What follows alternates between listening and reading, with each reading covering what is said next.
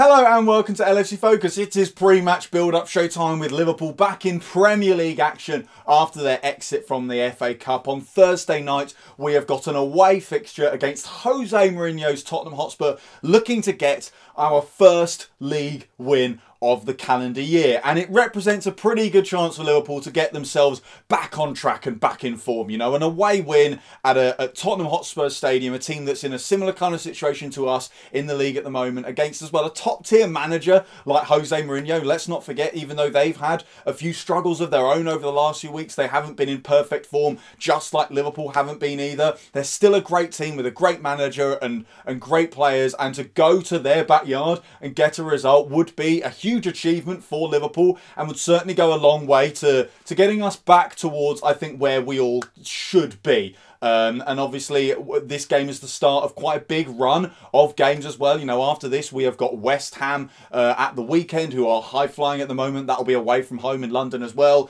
We have of course got games against Leicester and Manchester City coming up in the schedule as well. So Liverpool have got a really good chance here to get themselves back on track after a passage of games that has almost felt like it's completely derailed our season. Obviously we're now out of the FA Cup, so that's certainly no longer going to be a viable option for us to save our season, as it were, although it sounds ridiculous to even be suggesting that we'd need that given the current position. But it did obviously feel over the last few Premier League games like we were losing our grip on the title race, and we were slipping back down into not the doldrums, but a little bit too far away from the teams at the very top to really be considered proper challengers. But of course things can change so quickly in this campaign. That is the nature of it at the moment. You only have to look back to a month or so ago when Liverpool last played Spurs. It was first v second. We score a late winner. We go clear at the top of the Premier League table, and Liverpool become the favourites for the Premier League title, you know.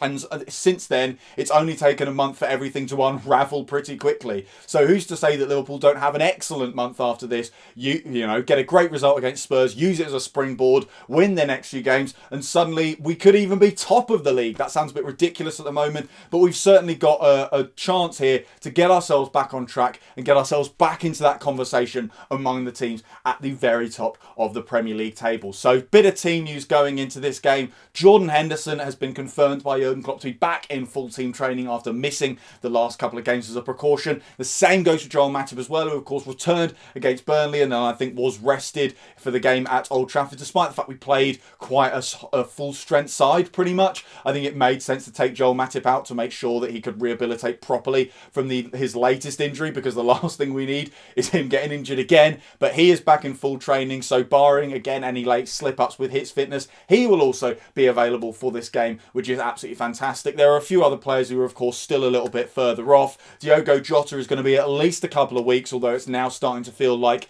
we're maybe getting into a position where we can think about him coming back into the side and being an option again. Although of course, as Jurgen Klopp has said, for now you can't mope about that. You can't complain about Jota not being available. You just have to get on without him until he returns to the side. The same goes for Naby Keita as well, who the club are basically giving a nice long rehabilitation process to make sure that all these niggling injuries that have been coming back time and time again, not just this season but the last few seasons as well, can actually be laid to rest for a little bit, and he can actually get a more extended run in the Liverpool team. Because listen, we don't even know how good Naby Keita is, I think, in a Liverpool shirt, because he's had some good spells, some good passages where he's had several games in the side, but he's never really gone a couple of months where he's been a constant starter in the first team. So there are a few players that are coming back but aren't quite ready for this game, but the big positive headline is that Henderson and Matip, after both not being used in the game at Old Trafford, will be available for Spurs on Thursday night. So before we get into the starting 11 prediction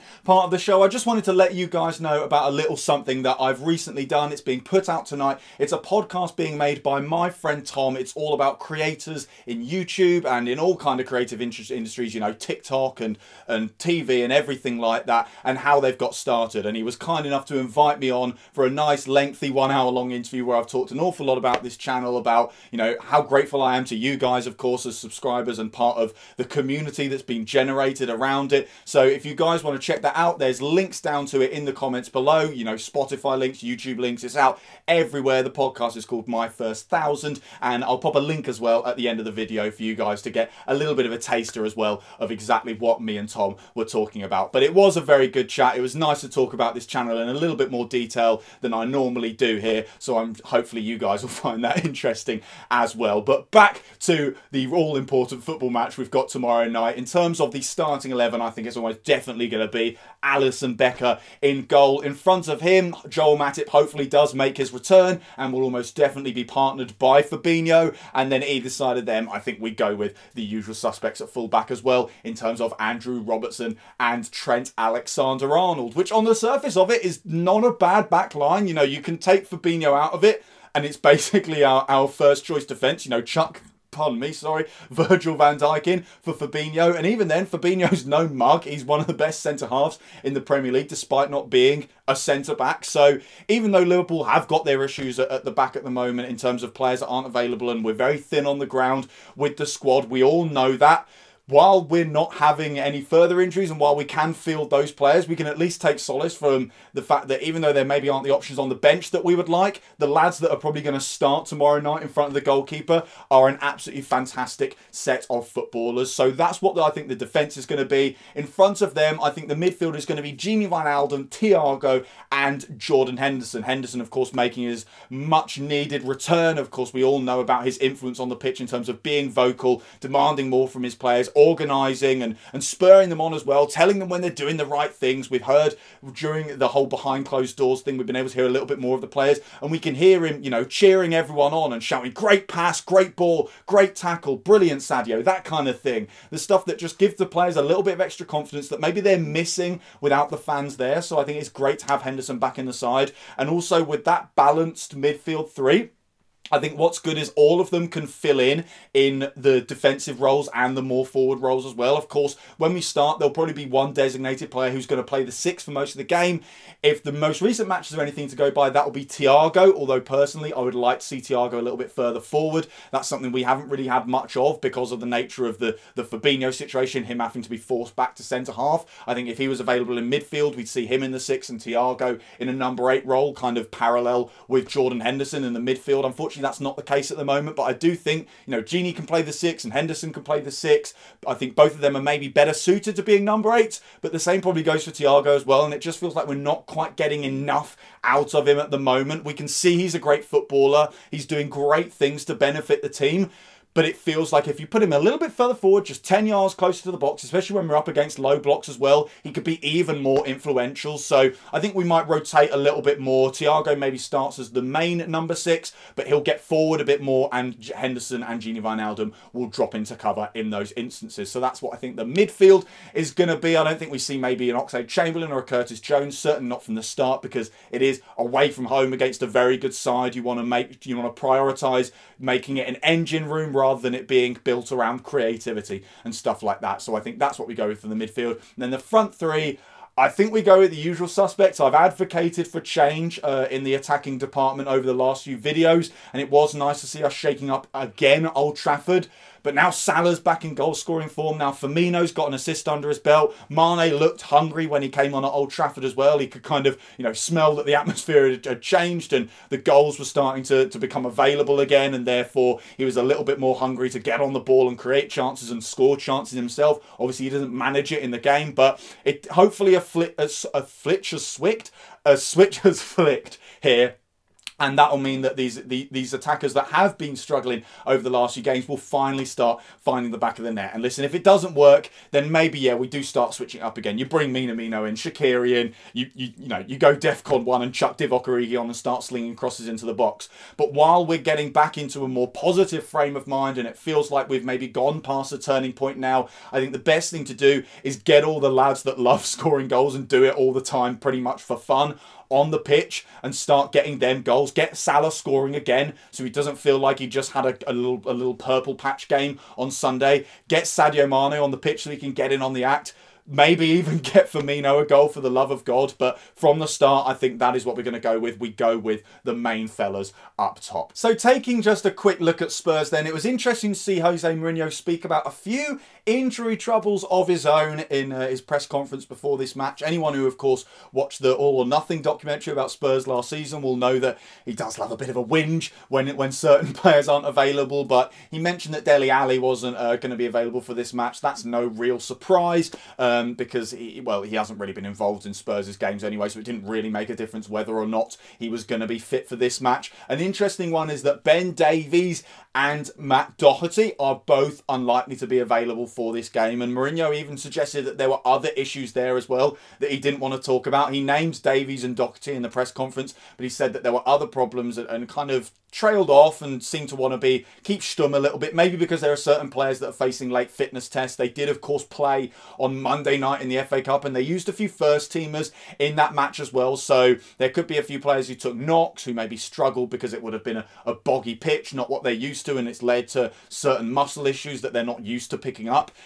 So there's maybe a few other players that we don't know about in that Spurs lineup that could be on the bench or could only play for an hour on Thursday night. I mean, hopefully from a Liverpool perspective, they aren't able to function at 100% because it means we're more likely to go into their gap and get 3 points. But the key one, I think, is Ben Davies and Matt Doherty, especially Ben Davies, because we see him used quite a lot by Mourinho in these games. We know that he likes Reguilon, and he loves using him as a kind of attacking fullback. He's got a great output. He's a good crosser of the ball. He creates chances. But in these big matches, I think, like we saw at Anfield earlier on in the season, Ben Davies is kind of the preferred left back for the defensive formation. So without him, I think Mourinho has got a little bit of a problem in terms of he maybe can't play as he normally likes to. He can't play that kind of low block where the fullbacks almost sit in as extra centre halves and the wingers do a lot of shuttle runs essentially up and down the touchline. Of course, with it being at the Tottenham Hotspur Stadium and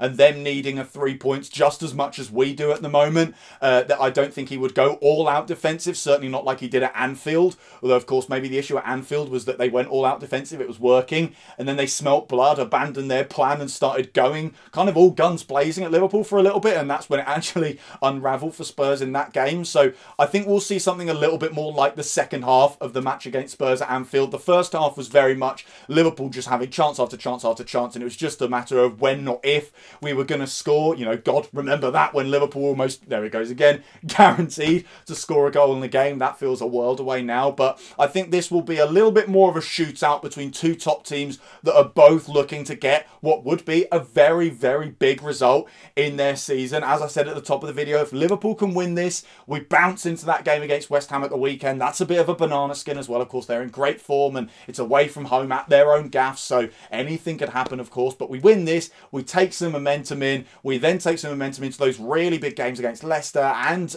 Man City and Everton coming up as well. So the big games are coming thick and fast now for Liverpool. And if you ask me, that's kind of a good thing because we've had so-called easy fixtures for a while now. We've been playing your Burnleys, your Southamptons, your Newcastles, your West Broms, your Manchester Uniteds, and it's not worked. We've really struggled against these low block defences. We haven't been able to break teams down. We haven't really enjoyed being the team that's in possession for really extended periods of time. And I think the game at Old Trafford at the weekend, while we did lose it, and Jurgen Klopp is reluctant to label it as a turning point just yet, showed that when we go toe-to-toe with a team, we've got a much better chance of getting something, or at least a goal, out of the game. So I'm optimistic for this one, as I always am for a Liverpool match, but I'm hoping we do get the win. Let me know how you think the game is going to go down in the comments below. Apart from that, I will leave you with a nice little clip from the podcast that me and Tom put together, so feel free to check that out as well. Don't forget to do all the usual stuff as well. Subscribe, like, check out some of the other videos, and I'll see you tomorrow night after the game against Spurs. Until then, bye for now. At its core, it's just me in my bedroom talking about the football. It doesn't feel like I'm on Match of the Day or Sky Sports or anything. It's very much done in a conversational style. But what I think is most bizarre is it has become part of people's pre- and post-match routines. Because I myself, before and after a game, I'll have certain media that I want to watch. So there are Liverpool-based podcasts that I'll listen to, a press conference with the manager that I'll watch and everything like that. And then after the game, there's certain like blogs that I'll want to read that are reaction to the match. And what I find most interesting is that for other people, I'm part of that as well. So the game will finish and they'll want to go and see what I have to say about it, which obviously took a while to kind of snowball because you need more subscribers. And like I said, people need to watch for a little while before it really becomes part of their routine. But it is now at a point where there's kind of quite a nice little community about it. And I do like seeing like when people are discussing in the comments section with each other as well. I don't just want it to be me talking to the subscribers and them talking back. It's nice when it becomes a whole kind of inclusive thing where everyone's getting involved. I think what you're doing now, which is really powerful, is for the big fans of Liverpool who perhaps don't have so much time to consume these various forms of information, such as blogs or podcasts, you're actually going away, consuming all of these and summating them in a really succinct and short and well-researched way, as a good presenter, as you say, which people are able to enjoy and get the level of detail that you have just in a short amount of time.